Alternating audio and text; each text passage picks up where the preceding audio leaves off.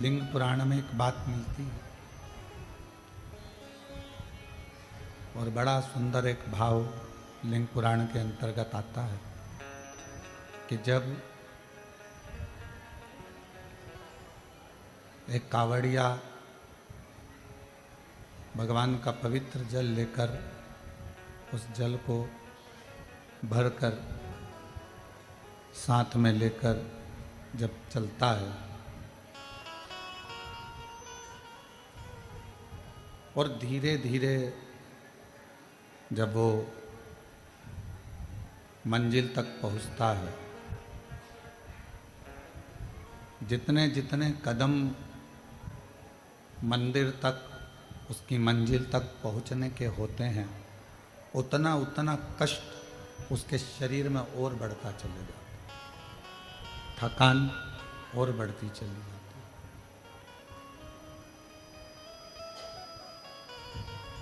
कष्ट और बढ़ते चले जाता है और जब शिवालय तक पहुंचता है, भगवान शंकर के मंदिर तक पहुंचता है, शिवालय तक पहुंचता है, भगवान शंकर के मंदिर देवालय तक वो जब पहुंच जाता है, तब जितने जितने कदम में उसको जो कष्ट मिला है, जितने कदम में उसको जो कष्ट प्राप्त हुआ है, वो सारा कष्ट मंदिर में, शिवालय में, देवालय में, तीर्थ में पहुंचकर शिव उसके सारे कष्टों को उसी क्षण हर लेते हैं और उसको दुख से मुक्त करते हैं।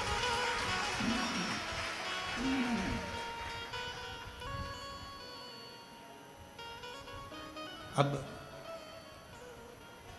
चाहे 12 ज्योतिर्लिंग हो, चाहे कुबेरेश्वर बाबा की पवित्र धरा हो, चाहे आपके नज़दीक का कोई शिवालय हो, कोई आस्था का केंद्र हो, भगवान शिव का कोई धाम हो, जहाँ आप एक विश्वास के साथ, भरोसे के साथ, दृढ़ता के साथ भगवान के उस धाम पर जा रहे हैं। जितने जितने कदम आप भगवान शिव के द्वार तक जाने में लगते हैं, जितने कदम आप चलते हो,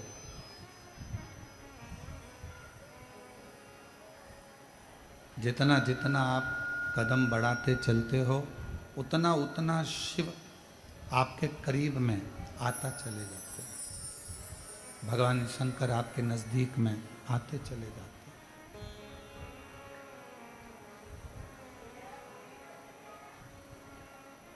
कई लोग अपने भाग्य को कोसते रहते हैं, अपने भाग्य को कोसते रहते हैं। कई लोग अपने भाग्य को कोसते रहते हैं, कई लोग अपने भाग्य को कोसते रहते हैं और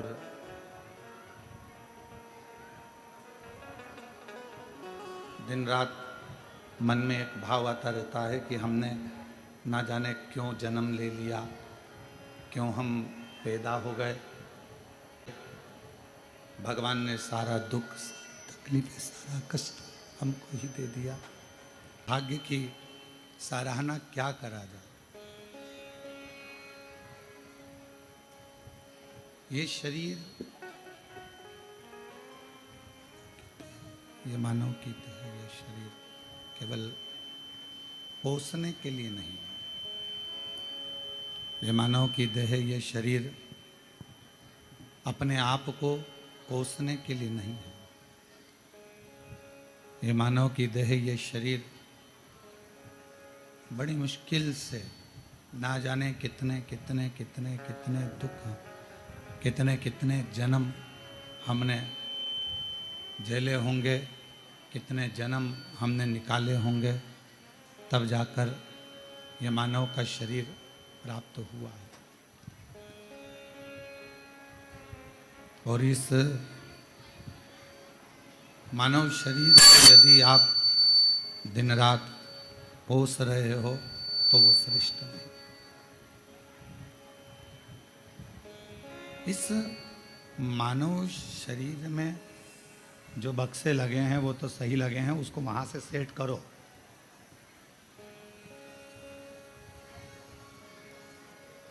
इस मानव शरीर में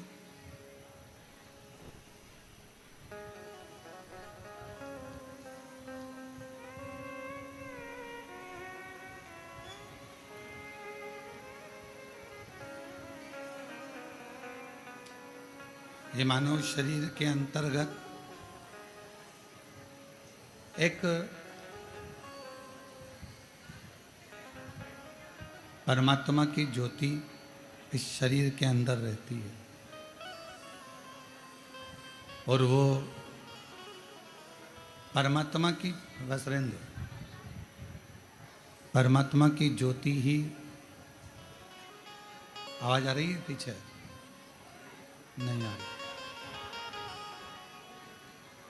एक परमात्मा की ज्योति ही हमें परमात्मा से मिलाने का कार्य करती है। और शंभु शरण घड़ी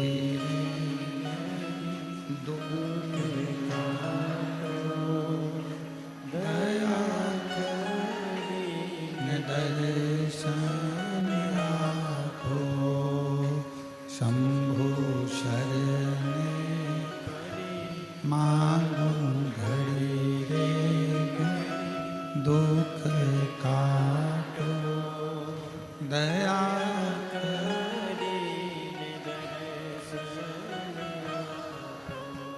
एक मानव की शरीर में जो परमात्मा ने ज्योति दी है, जो प्रकाश दिया है, वो प्रकाश कोई साधारण नहीं है महाराज। वो प्रकाश, वो ज्योति मानव के देह में, मनुष्य के शरीर में परमात्मा तक पहुंचाने का एक माध्यम है।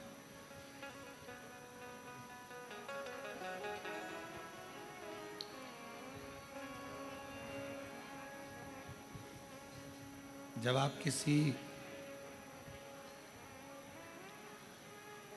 ज्योतिर्लिंग में भगवान के ज्योतिर्लिंग का दर्शन करने के लिए पहुंचते हो,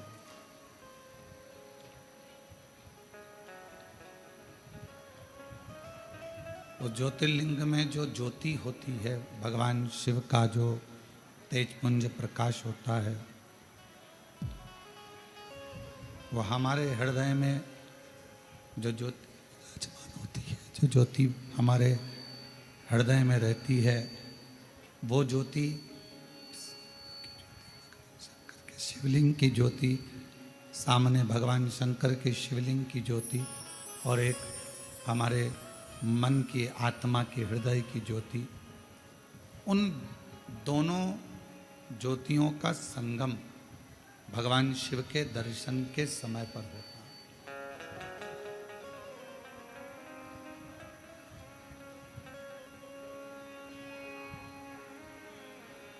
और उन ज्योतियों का आदान प्रदान भी होता है। आत्मलिंग ज्योति अर्थात ये मानव का जो शरीर है, उस शरीर के आत्मा में एक आत्मलिंग ज्योति होती है।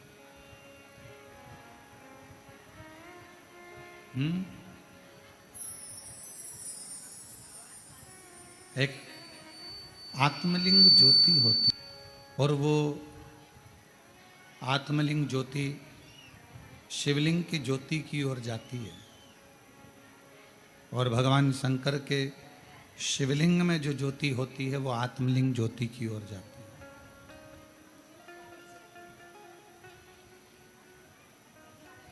ये दोनों ज्योतियां आदान प्रदान होती हैं, दोनों ज्योतियां आदान प्रदान होती रहती हैं। शिव महापुराण में 12 ज्योतिर्लिंग के दर्शन की बड़ी महत्वता है। स्कंद पुराण में भी 12 ज्योतिर्लिंग के दर्शन की बड़ी महत्वता है।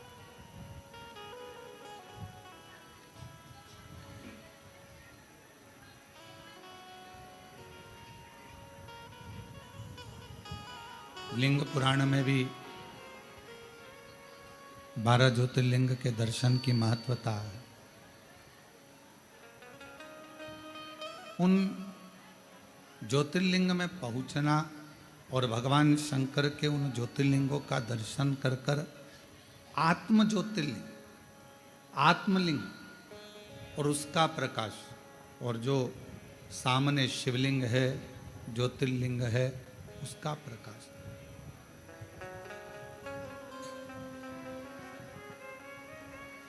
इन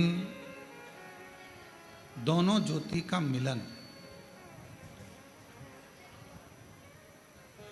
इन दोनों ज्योति के प्रकाश का मिलन हमें एक ऊर्जा प्रदान करता है, बल देता है। और एक ऐसा बल जिसके बल से ही हम संपूर्ण जगत का, संपूर्ण विश्व का कोई अच्छा कार्य कर पाते हैं। कावड़ लेकर आए हो आप लोग? कौन कौन लेकर आया था? सभी लोग लाए हो? रखवा। तो जब कावड़ लेकर आप लोग चलते हैं, कावड़ लेकर जब आप लोग आते हैं, आप अपने घर में तो इतना चलते नहीं हो। चल पाते हो क्या? नहीं। इतना भूखे भी नहीं रह पाते हो।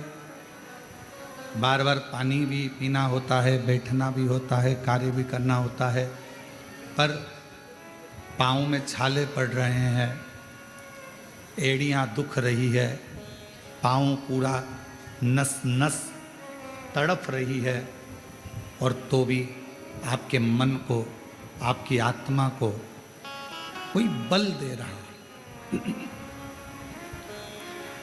और उस आत्मा को, आपके मन को कोई बल प्रदान कर रहा है कि अभी और चलना है, और चलना। और बारंबार अगर कोई बल इस मन को, इस आत्मा को, इस चित्त को दे रहा है, तो समझ लेना पाँव दुख रहे हैं, बैठने का मन कर रहा है, पर भीतर से एक बल और मिल रहा है कि बस थोड़ा और बचा है, चलते चलो। जो बल दे रहा है वही शिवलिंग के तेज का बल, वही बल भगवान शंकर के तेज पुंज का, ज्योति का बल, वही बल। और वो बल केवल तुम्हें कावड़ की यात्रा के लिए ही नहीं मिलता है। शंकर भगवान के मंदिर में जो रोज प्रतिदिन भगवान शिव जी को जल समर्पित करते हैं, जो भगवान शिव के मंदिर में रोज भगवान शंकर की आराधना करने, जो रोज भगवान शिव की अविरल भक्ति में डूबते हैं, जो रोज भगवान शंकर का अविरल भजन धारण करते हैं, उनको शिव एक आत्म बल प्रदान करते हैं। 5 वृक्ष ऐसे बताए हैं स्कंद पुराण में, शिव महापुराण में, विष्णु पुराण में, कूर्म पुराण में 5 वृक्ष ऐसे बताए हैं कि जिनके नीचे से अगर व्यक्ति मात्र निकल कर भी चले जाता है तो बल प्राप्त हो जाता है। कभी मौका लगे तो आप, कभी आपको मौका लगे, कूर्म पुराण को एक बार जरूर पढ़ना। स्कंद पुराण को कभी मौका लगे तो शिव महापुराण को, लिंग पुराण को कूर्म पुराण को अवश्य पढ़ें। और जब आप पढ़ेंगे, उसको अध्ययन करेंगे, थोड़ा सा ध्यान देंगे, तो आपको मालूम पड़ेगा 5 वृक्ष ऐसे हैं जिनके मात्र नीचे से निकल जाने पर भी व्यक्ति को बल प्राप्त हो जाता। पहले नंबर पर है बेलपत्र का वृक्ष, दूसरे नंबर पर है शमी का वृक्ष, तीसरे नंबर पर है आंवले का वृक्ष, चौथे नंबर पर है पीपल का वृक्ष और 5वें नंबर पर है वट वृक्ष।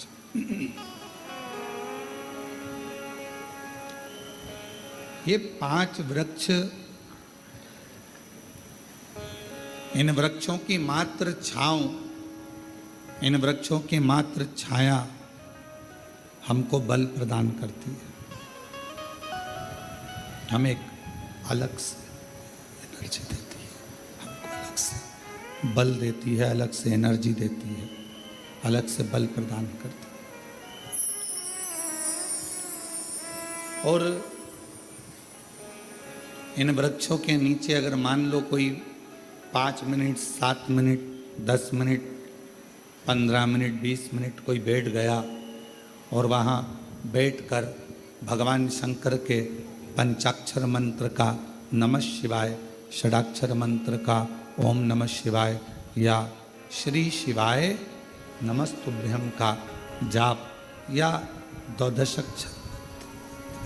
द्वादशाक्षर मंत्र ओम नमो भगवते वासुदेवाय का जप, राम नाम, कृष्ण नाम, शिव नाम का जप यदि कोई मन से इन वृक्षों की वृक्षों की छांव में बैठकर यदि करता है तो उसको उसका फल अवश्य प्राप्त होता है, उसका फल उसे अवश्य मिलता है।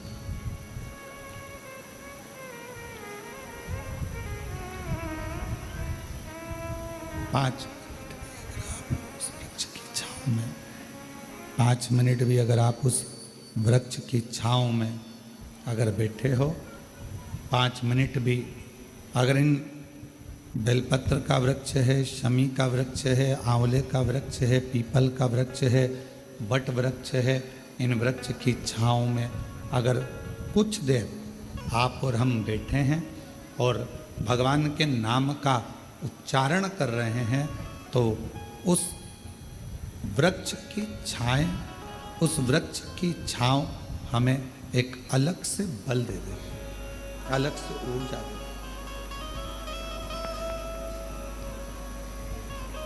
और मेरी जीजियों, मेरे जीजाओं, मेरी बेटियों, बेटाओं, मेरी माताओं, मेरे भाई, मेरी बहनों, एक निवेदन करेंगे कि कभी यदि बहुत ज़्यादा रोग शरीर में अगर ग्रसित हो गया और रोग छूट नहीं रहा, तो शमी के वृक्ष के नीचे बैठकर या तो भगवान शिव का नाम या भगवान श्री गणेश जी महाराज का नाम, जैसा तुम जप सकते हो, जैसा तुम बोल सकते हो, जैसा तुम भज सकते हो, वैसा भजो, वैसा करो, जैसा तुमसे बन जाए। शंभु शंभु शरणे मां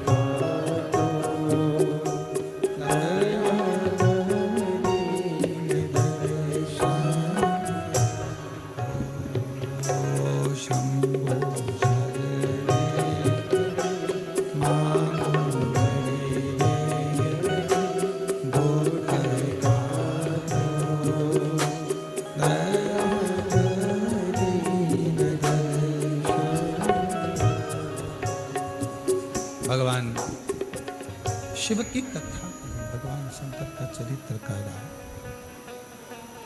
शिव महापुराण कह रहे हैं। शमी का वृक्ष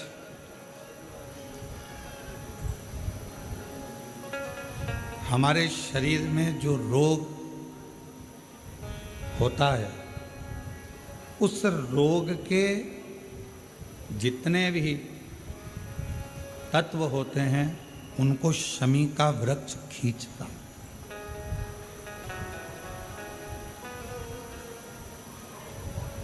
कल एक बहन ने प्रश्न किया कि गुरुजी, आपने कहा कि शमी का जो वृक्ष होता है वो बड़ा हो जाता है, बड़ा होने के बाद उसको घर में नहीं रखते, छोटा पौधा, छोटा सा पौधा घर में रख सकते, और वो छोटा सा जो पौधा है उसको तो हम घर में रख सकते हैं, पर वृक्ष, शमी का वृक्ष जितना बड़ा होता चले जाता है तो उसको घर से अपन रखते नहीं, उसको फिर कहीं बगीचे में या कहीं एकांत में या जहाँ उसकी ज़रूरत है वहाँ उसको लगा दिया जाता है। गणेश पुराण में एक बात आती है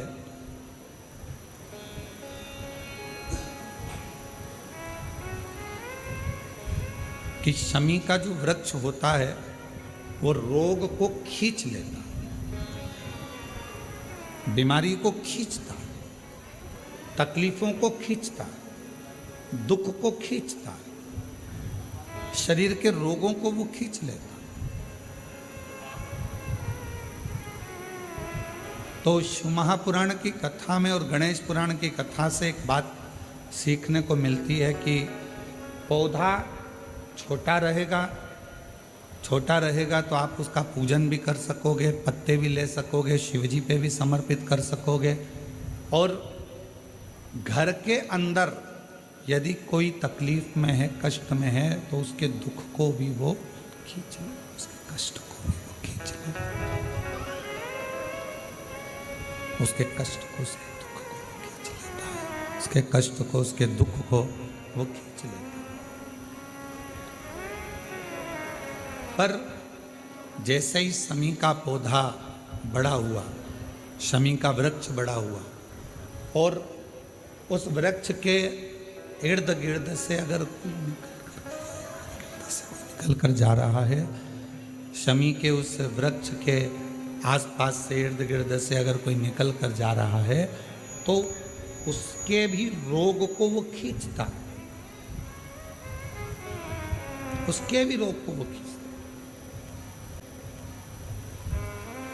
तो हमारे यहाँ सनातन धर्म में सर्व जगत के हित की बात कही जाती है कि शमी का जब पौधा बड़ा हो जाए, शमी का वृक्ष जब बड़ा हो जाए, शमी का पौधा जब बड़ा हो गया तो उसे कहीं अच्छी जगह पर लगा दिया जाए, जिससे सर्व जगत के दुखों को वो खींचता रहे, सबके रोगों को वो खींचता रहे, समाप्त करता रहे, सबके रोगों को वो खींचता रहे, समाप्त करता रहे। सर्व जगत के हित। छोटा है पौधा अपने नजदीक। शिव महापुराण में 5 वृक्षों का जो वर्णन किया गया, पहले नंबर पर है बेलपत्र का वृक्ष, दूसरे नंबर पर है शमी का वृक्ष, तीसरे नंबर पर है आंवले का वृक्ष, चौथे नंबर पर है पीपल का वृक्ष, और 5वें नंबर पर है वट वृक्ष। ये हमको बल देते हैं और हमें जो बल प्रदान करते हैं, हमें जो एनर्जी देते हैं, हमारे दुखों को ये नष्ट करते हैं। हमको एक अलग से बल इन पौधों से, इन वृक्षों से प्राप्त होता है, हमें प्राप्त होता है। और वो जो बल है और हमको जो बल मिलता है इन वृक्षों के नीचे बैठकर, इन वृक्षों के नीचे भगवान का भजन कर कर, स्मरण कर कर, कीर्तन कर कर, मंत्र जाप कर कर, नाम जाप कर कर, वो बल एक अलग ही बल है, वो बल एक अलग। और शंभु शरणे मांगू घड़ी दुख काटो, दया करीने दर्शन हो। शंभु शरणे मांगू घड़ी दुख काटो, दया करीने दर्शन हो। शंभु शरणे मांगू घड़ी दुख काटो, दया करीने दर्शन आपो। शंभु शरणे मांगू घड़ी दुख काटो, दया करीने दर्शन आपो। शंभु शरणे मांगू घड़ी दुख काटो, दया करीने दर्शन आपो।